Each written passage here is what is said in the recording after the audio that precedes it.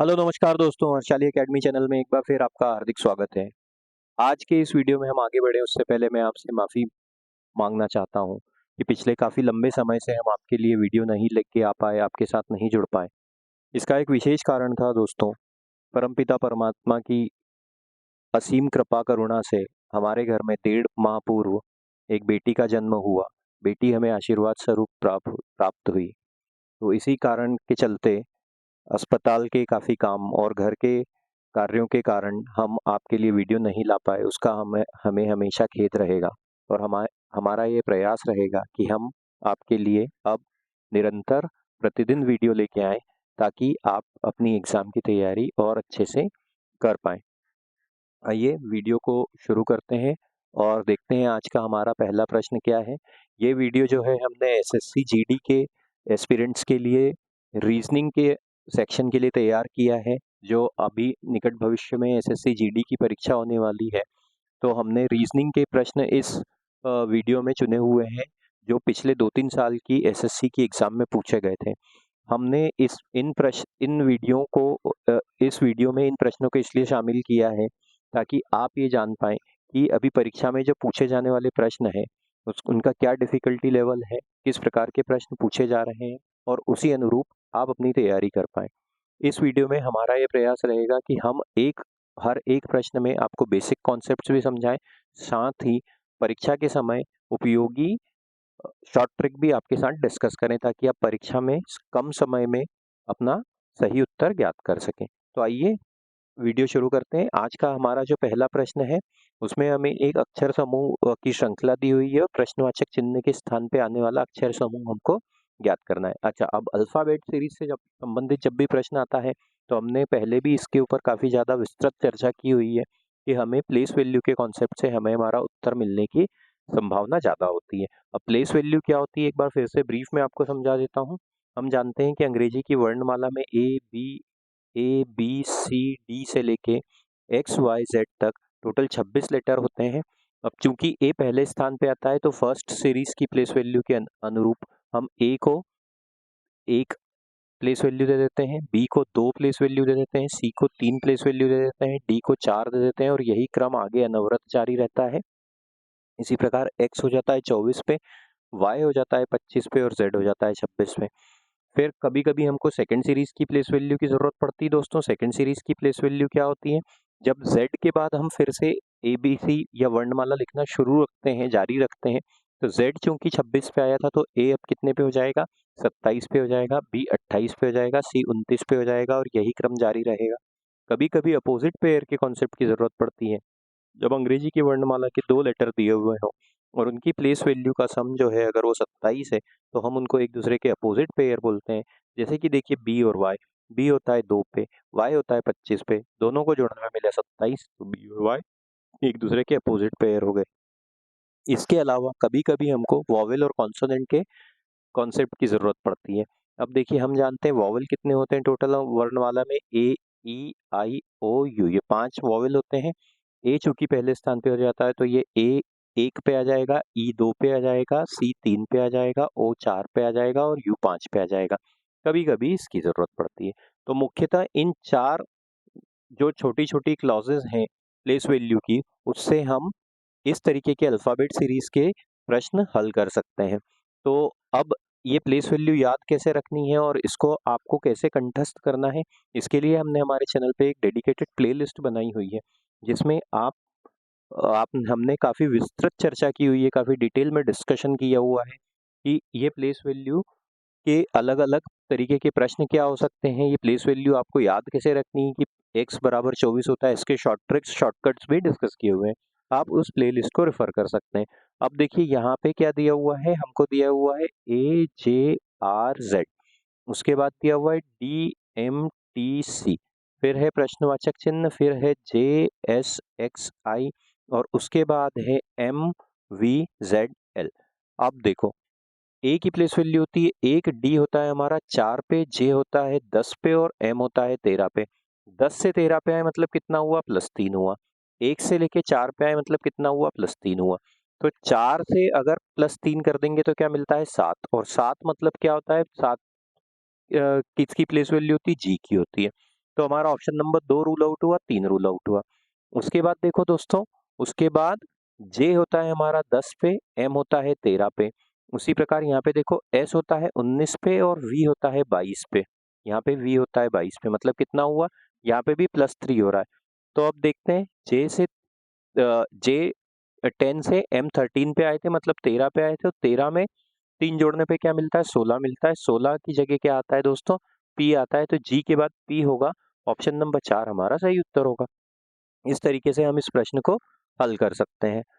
अब इसमें हमारे लिए शॉर्ट ट्रिक क्या हो सकती है, हमारे लिए शॉर्ट ट्रिक ये है कि जैसे ही हमने ये देखा कि 1 4 10 13, तो हमारे दिमाग में ये कैलकुलेशन हो जाना चाहिए कि 10 10 मतलब 3 3 का अंतर आ रहा है, तो 4 के बाद 7 आएगा, मतलब जी। तो दो ऑप्शन तो हमने वैसे ही रूल आउट कर दिए। इस गणना में हमको समय लगना चाहिए मुश्किल से 15 सेकंड का। उसके बाद सेकंड वाला जो है, उसमें भी हमको मुश्किल से 5 सेकंड का समय लगना चाहिए, क्योंकि 10 से 13 मतलब जे से एम जैसे ही देखा समझ में आ गया कि यहाँ पे भी +3 हो रहा है, तो अब क्या हो जाएगा, पी हो जाएगा। मतलब 15 और 5 टोटल 20 सेकंड में हम इस प्रश्न को हल कर सकते हैं, लेकिन वो जब ही हल कर पाएंगे कि जब हमें ये प्लेस वैल्यू का कॉन्सेप्ट बिल्कुल अच्छे से याद हो। चलिए आगे बढ़ते हैं अगले प्रश्न की ओर, देखते हैं क्या दिया हुआ है। इसमें भी प्लेस वैल्यू के कॉन्सेप्ट की जरूरत पड़ने वाली है हमको, अल्फाबेट सीरीज से संबंधित है। देखो दिया हुआ है रूट ROOT, इसको कैसे कोडित किया गया है, QQTV। प्लेस वैल्यू देख लेते हैं, R 18 पे होता है, O 15 पे होता है, O 15 पे होता है, T 20 पे होता है।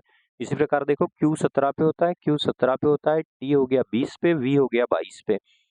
पैटर्न पकड़ने की कोशिश करते हैं। देखो 18 से 17 पे आए, -1 हुआ। 15 से 17 पे आए, यहाँ पे +2 हुआ। 15 से 20 पे आए, +5 हुआ, और 20 से 22 पे आए, मतलब -2 हुआ। तो ऐसे तो कोई पैटर्न बन नहीं रहा है।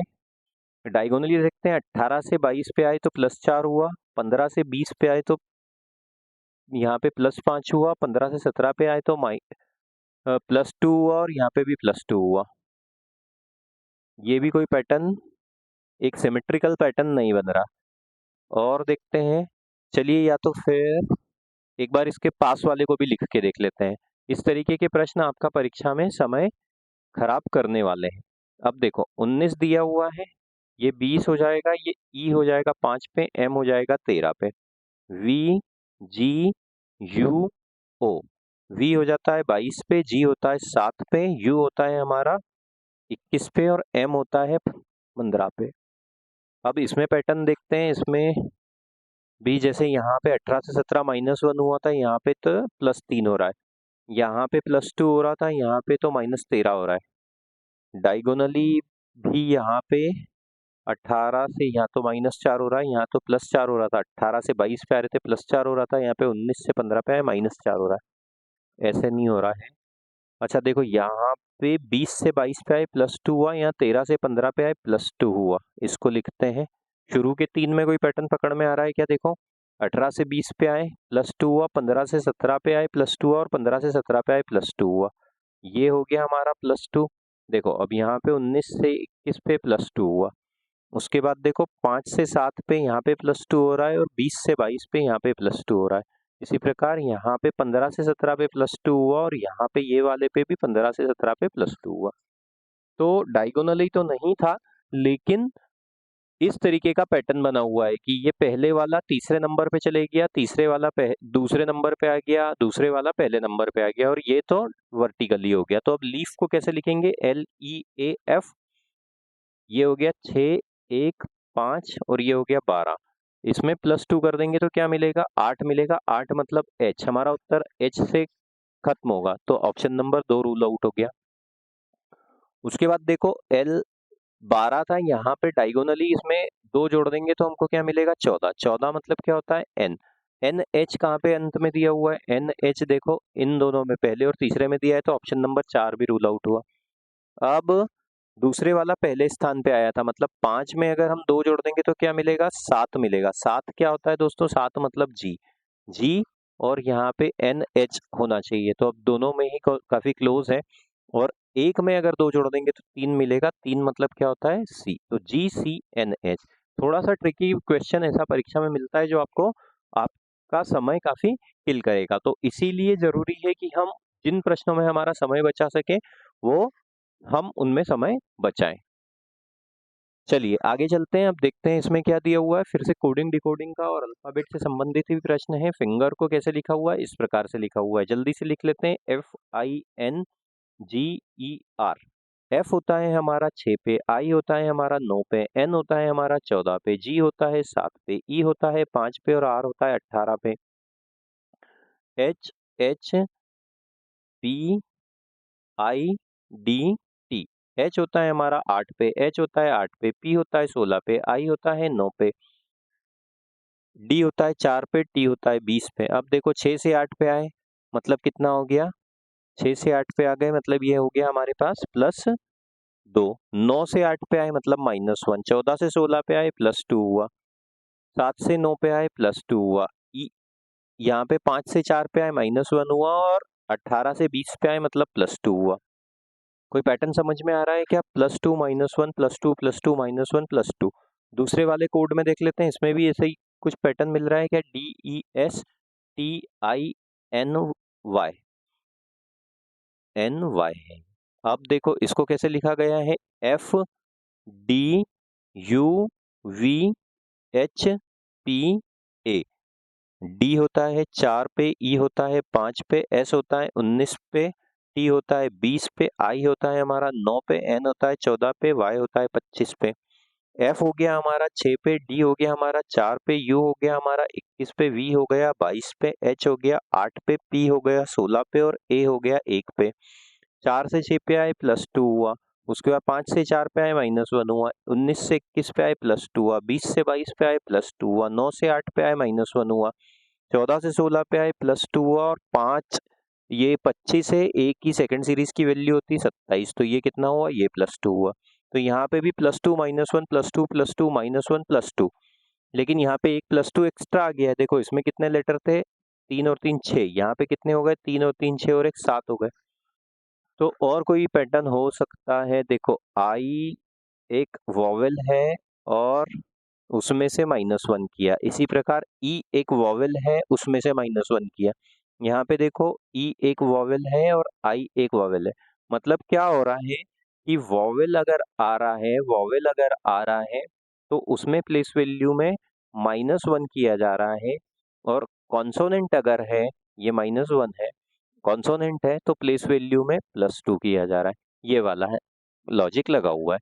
अब देखो GRANTED, जी होता है हमारा 7 पे, +2 कर देंगे तो क्या आ जाएगा दोस्तों, और ये चूंकि कॉन्सोनेंट है तो +2 करने पे 9 मिलेगा। 9 मतलब कितना होता है, आई, तो हमारा उत्तर जो है वो आई से शुरू होगा। तो ऑप्शन नंबर 2 रूल आउट हुआ, ऑप्शन नंबर 4 रूल आउट हुआ। आर होता है 18 पे, 18 में 2 जोड़ दिया हमने तो 2 जोड़ने पे हमको मिलता है 20, तो आई के बाद क्या जाएगा, टी। आई टी मतलब ऑप्शन नंबर 1 हमारा सही उत्तर होगा। आगे चलते हैं दोस्तों। अब देखो मैथमेटिकल ऑपरेशन से संबंधित प्रश्न आया है। नीचे दिए गए समीकरण को गणितीय रूप से सही बनाने के लिए कौन से दो चिन्हों को आपस में बदलना चाहिए। गणितीय रूप से सही बनाना है मतलब हमको इस समीकरण का मान कितना लाना है, 187 लाना है। अब देखो 136 में 17 का भाग पूरी तरह से चले जाएगा तो हमको मिलेगा 8। अब यहाँ पे पहले ऑप्शन की ओर चलते हैं। आमतौर पे हमको प्लस जो डिवाइड का चिन्ह है वो मदद कर देता है, लेकिन यहाँ पे तो पूर्णतः विभाजित हो रही है ये संख्या, तो अब क्या करें। अब ऑप्शन वाइज चलते हैं। प्लस और गुणा को अगर आपस में बदल दें तो हमको क्या मिलेगा। देखो यहाँ पे है प्लस और यहाँ पे गुणा, तो अगर यहाँ पे आ जाएगा गुणे का चिन्ह तो कितना हो जाएगा, इस 136 में 17 का भाग दिया 8, और 8 में 102 का गुणा करेंगे तो बहुत बड़ी संख्या मिलेगी, मतलब 800 के आसपास की संख्या मिलेगी। तो हमको 187 तो मिल नहीं पाएगा, तो इस तरीके से इस वाले को हम एलिमिनेट कर सकते हैं। डिवाइड और गुणा को आपस में बदल दें। अब डिवाइड यहाँ पे है और गुणा कहाँ पे है, यहाँ पे। अगर डिवाइड यहाँ आ जाएगा तो 3/2, मतलब ये तो दशमलव वाला हो जाएगा, तो ये वाला भी रूल आउट हो गया। अब उसके बाद गुणा और माइनस को देखो, गुणा और माइनस को बदल सकते हैं क्या। यहाँ पे है गुणा और यहाँ पे माइनस और यहाँ पे गुणा, तो अगर इसमें 3 का गुणा कर दें, 102 और 3 का गुणा इसको करके देख लेते हैं। 136 डिवाइड बाय 17 प्लस 102 गुणा 3 माइनस 2। तो ये हो जाता है हमारे पास, इसका भाग देने पे 8 मिलेगा, इन दोनों का गुणा करने पे हमको मिलता है 306 माइनस 2। 187 फिर भी नहीं आता दोस्तों। अब डिवाइड और माइनस को ही आपस में बदल देते हैं, तो क्या हो जाएगा 136 माइनस 117 प्लस 102 डिवाइड बाय 3 गुणा 2। बॉडमेस नियम से अगर इसको हल करें तो ये 3 मतलब कितनी बार कट जाएगा, ये 3 3 9 34 बार कट जाएगा। तो 136 माइनस 17 प्लस 34 में 2 का गुणा किया तो 68 मिलता है हमको। अब और आगे कर लेते हैं, तो 136 और 68 को जोड़ दिया तो हमको मिला है 6 4 13 और 6 19 और 1 20, 204 में से अगर 17 घटा देंगे तो हमको मिलेगा 187, मतलब ऑप्शन नंबर 4 ही हमारा सही उत्तर होगा। इस तरीके से ऑप्शन एलिमिनेशन से हमको इनको हल करना रहेगा। आगे चलते हैं। अब देखो सिटिंग अरेंजमेंट से संबंधित प्रश्न आया है, तो क्या दिया हुआ है, 7 व्यक्ति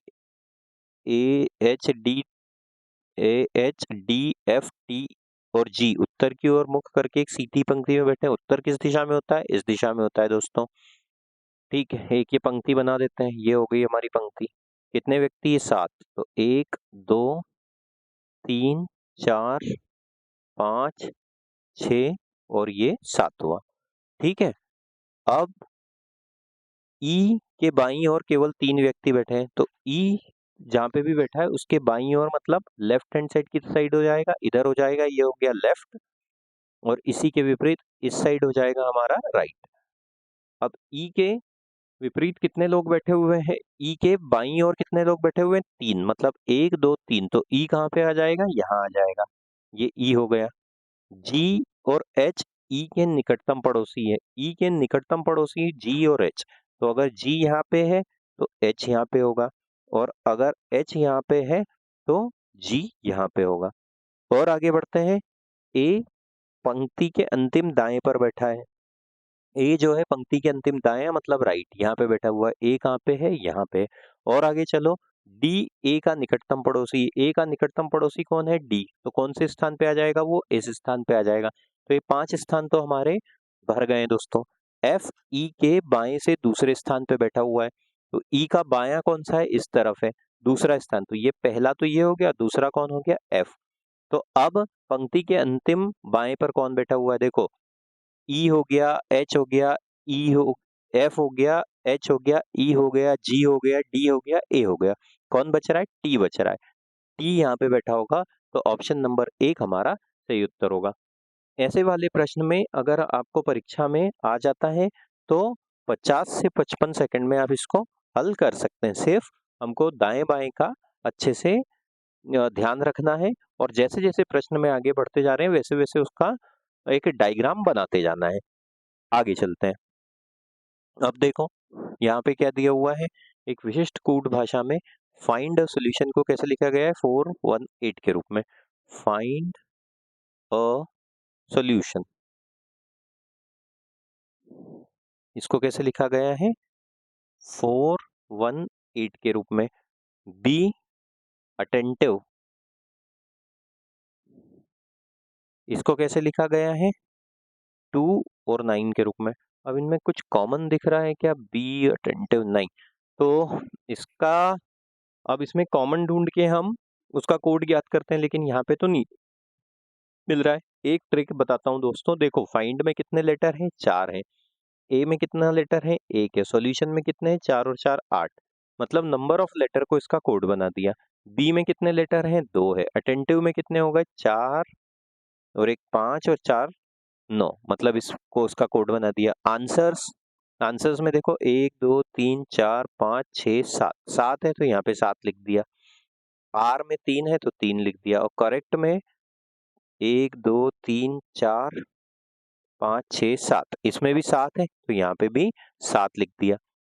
चेक दी क्वेश्चन को कैसे लिखेंगे, चेक में कितने शब्द है, 5 है, 5 से हमारा उत्तर शुरू हो रहा है, ऑप्शन नंबर 3 वो हमारा सही उत्तर हो जाएगा। इस तरीके की ट्रिक से हम इसे हल कर सकते हैं।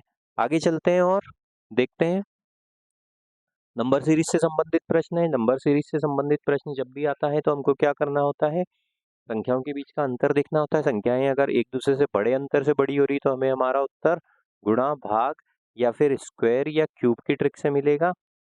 और इसी के विपरीत अगर संख्याएं छोटे अंतर से परिवर्तित हो रही है तो हमें हमारा उत्तर प्लस या माइनस से मिलने की संभावना है। 3 के बाद 21 आया मतलब कितने का गुणा हुआ, 7 का गुणा हुआ। 21 के बाद 147 का गुणा आया मतलब कितने का गुणा हुआ, इसमें भी 7 का गुणा हुआ मतलब इंटू 7 हो रहा है।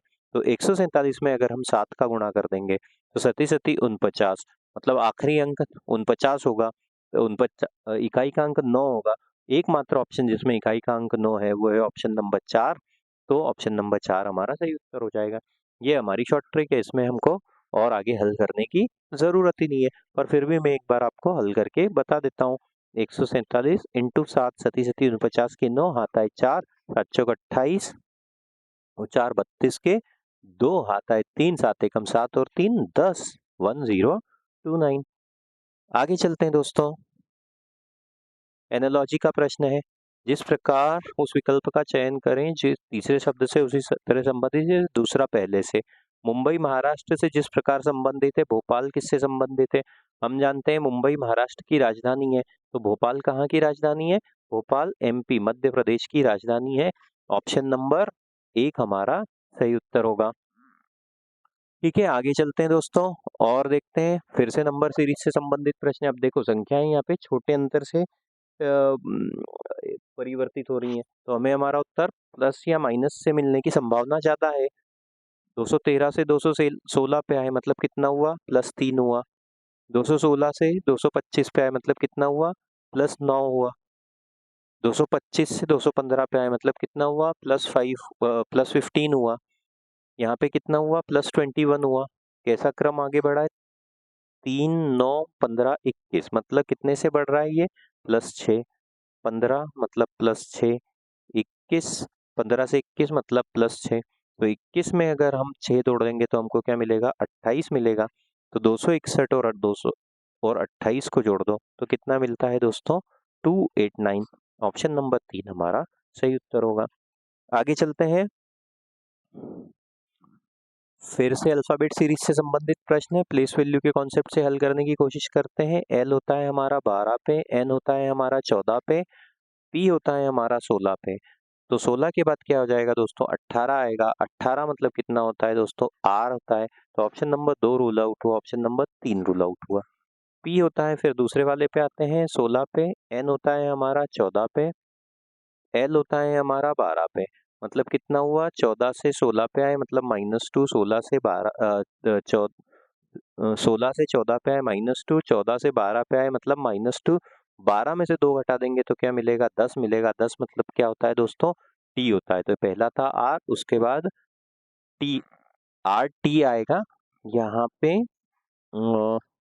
शायद ये टाइपिंग एरर है तो अब हमको पूरा उत्तर ही ज्ञात करना पड़ेगा, अदरवाइज आर टी आना चाहिए था। सॉरी, माफ कीजिए।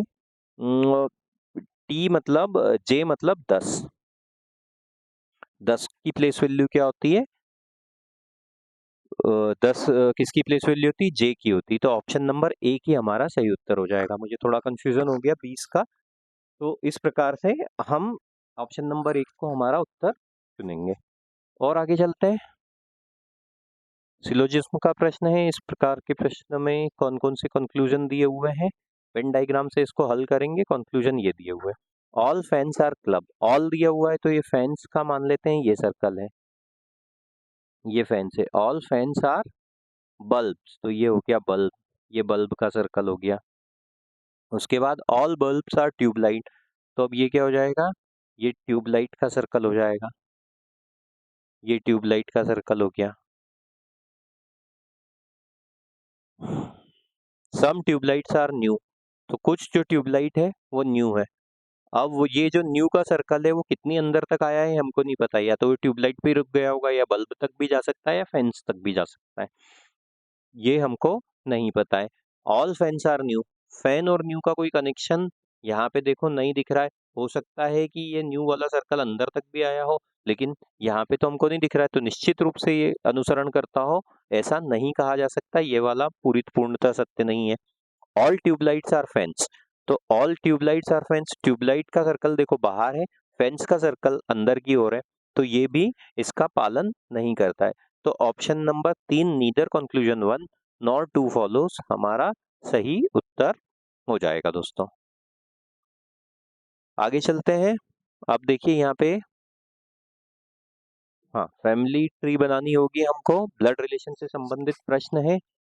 ए plus B means A is son of B, ठीक है। तो हमको समीकरण क्या दिया हुआ है यहाँ पे देखो, ए प्लस बी डिवाइड बाय सी गुणित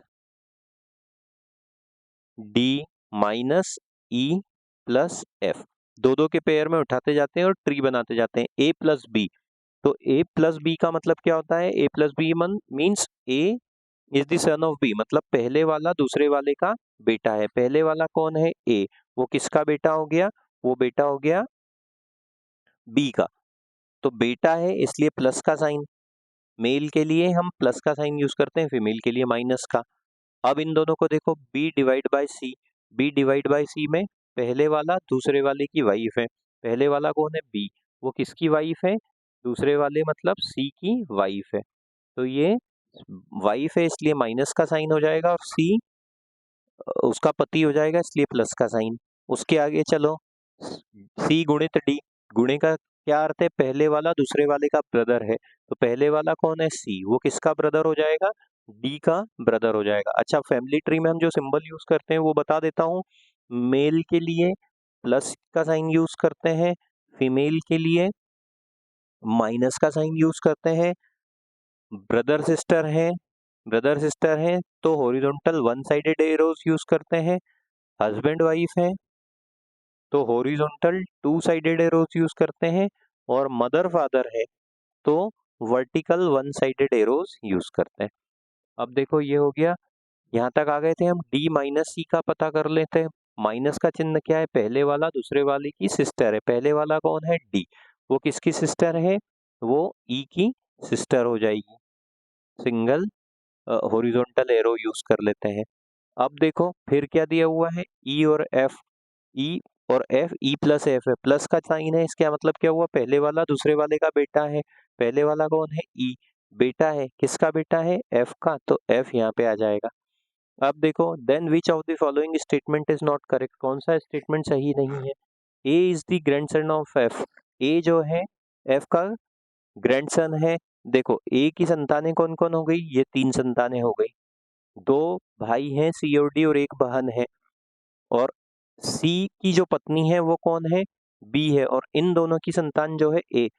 तो ये क्या हो गया, ये इनका ग्रैंडसन हो गया। तो ये वाला स्टेटमेंट तो सही है। A is the son of C, A is the son of C, पति पत्नी कौन थे, बी और सी, और उनका पुत्र कौन है, ए, तो ये भी सही साबित हुआ। E is the brother of B, E जो है बी का ब्रदर है। देखो 3 भाई बहन थे, सी, डी और ई, लेकिन बी जो है सी की पत्नी है, तो ई बी का ब्रदर नहीं हो सकता, ये इसकी भाभी हो सकती हैं या छोटे भाई की पत्नी हो सकती हैं, तो ये सही नहीं है। इसलिए ऑप्शन नंबर 3 हमारा सही उत्तर हो जाएगा दोस्तों। D is daughter of F, D daughter of F है। देखिए एफ की जो 3 संतान है उसमें से डी डॉटर है, तो ये वाला भी सही साबित। तो ऑप्शन नंबर 3 हमारा सही उत्तर होगा। और आगे चलते हैं, देखते हैं क्या दिया हुआ है।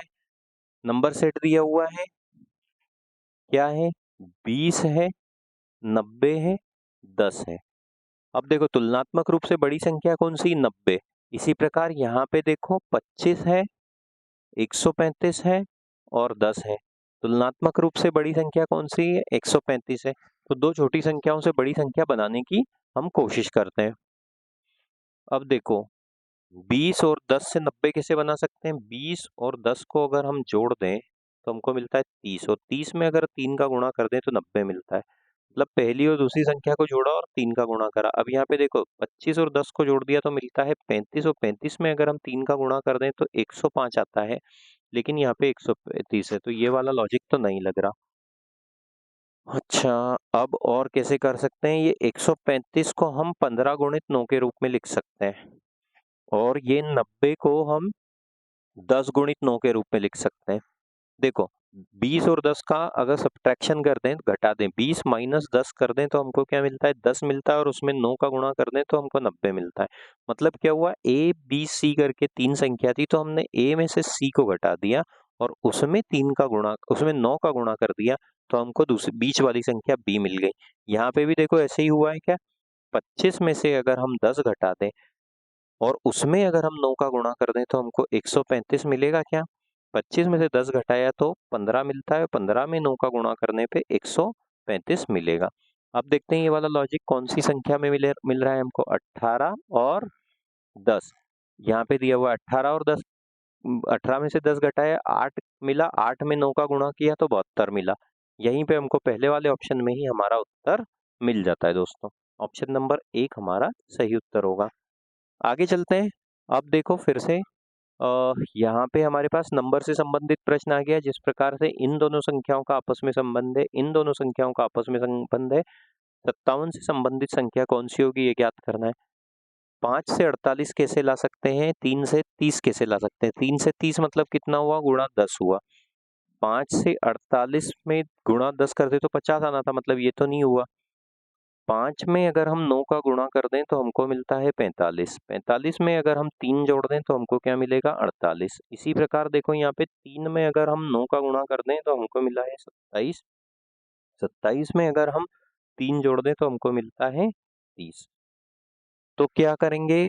इससे संबंधित संख्या ज्ञात करने के लिए सबसे पहले इसमें से 3 घटा देंगे तो हमको मिलेगा 54। 54 में अगर हम 9 का भाग दे दें तो हमको क्या मिलता है? 6 मिलता है। तो ऑप्शन नंबर 3 हमारा सही उत्तर होगा। आगे चलते हैं दोस्तों। फिर से नंबर सीरीज से संबंधित प्रश्न है। संख्याएं देखिए छोटे अंतर से बढ़ या घट रही है तो हमें प्लस या माइनस से हमें हमारा उत्तर मिलेगा। अब देखो यहाँ पे क्या दिया हुआ है? 115 से 102 पे आए मतलब कितना हो गया? ये -13 हो गया। 102 से 107 पे आए मतलब कितना हुआ? +5 हुआ। 107 से 94 पे आए मतलब कितना हुआ? -13 हुआ। उसके बाद 94 से 99 पे आए मतलब कितना हुआ? +5 हुआ। कैसी श्रृंखला आगे बढ़ रही है? -13 +5, -13 +5। तो हम यहाँ पे क्या कर देंगे? -13 कर देंगे। 99 में से 13 घटाने पे हमको मिलेगा 86। ऑप्शन नंबर 4 हमारा सही उत्तर होगा। तो उम्मीद करते हैं दोस्तों ये वीडियो आपको पसंद आया होगा। इस प्रकार के वीडियो हम निरंतर आपके लिए लेकर आते रहेंगे। पहले के वीडियोस भी आप रेफर कर सकते हैं अपने रीजनिंग और जीके से संबंधित नॉलेज को बढ़ाने के लिए। हम मिलते हैं अगले वीडियो में। आप चैनल पे बने रहिए, चैनल को सब्सक्राइब कीजिए, वीडियो को लाइक कीजिए। Thank you.